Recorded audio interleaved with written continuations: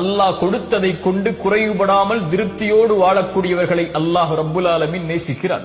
அல்லாஹ்வுடைய தூதர் ஸல்லல்லாஹு அலைஹி வஸல்லம் சொன்னார்கள், செல்வந்தம் என்பது செல்வத்தை அதிகமாக சேகரிப்பதோ சொத்துக்களை அதிகமாக குவிப்பதோ அல்ல. செல்வந்தம் என்பது அல்லாஹ் கொடுத்ததை கொண்டு திருப்தி அடைந்த உள்ளத்தோடு வாழ்வதுதான் செல்வந்தம் என்று அல்லாஹ்வுடைய தூதர் ஸல்லல்லாஹு அலைஹி வஸல்லம் உலக மக்களுக்கு ஒரு அடிப்படையை சொன்னார்கள். நிம்மதியோடு வாழ்வதற்கு கோடிகளை வைத்திருப்பவர்களும் இன்று நிம்மதியோடு இல்லை, கோடிகளை தேடிச் செல்பவர்களும் நிம்மதியோடு இல்லை. நிம்மதியுடைய வாழ்வை வாழ்பவர்கள் அல்லாஹ் எதை கொடுத்தானோ அதை கொண்டு திருப்தி அடைந்த உள்ளத்தோடு வாழ்பவர்கள் மட்டுமே. அல்லாஹ்வுடைய தூதர் ஸல்லல்லாஹு அலைஹி வஸல்லம் சொன்னார்கள், ஆதமுடைய மகனுக்கு ஒரு ஓடை தங்கம் கிடைத்தாலும் இரண்டாவது ஓடை வேண்டும் என்றுதான் ஆசைப்படுவான். இரண்டாவது ஓடை கிடைத்தால் மூன்றாவது ஓடை தங்கம் வேண்டும் என்று ஆசைப்படுவான். அவனுடைய அந்த பேராசையை மண்ணை தவிர மரணத்தை தவிர எதுவும் தடுத்து நிறுத்த முடியாது என்று அல்லாஹ்வுடைய தூதர் ஸல்லல்லாஹு அலைஹி வஸல்லம் சொன்னார்கள்.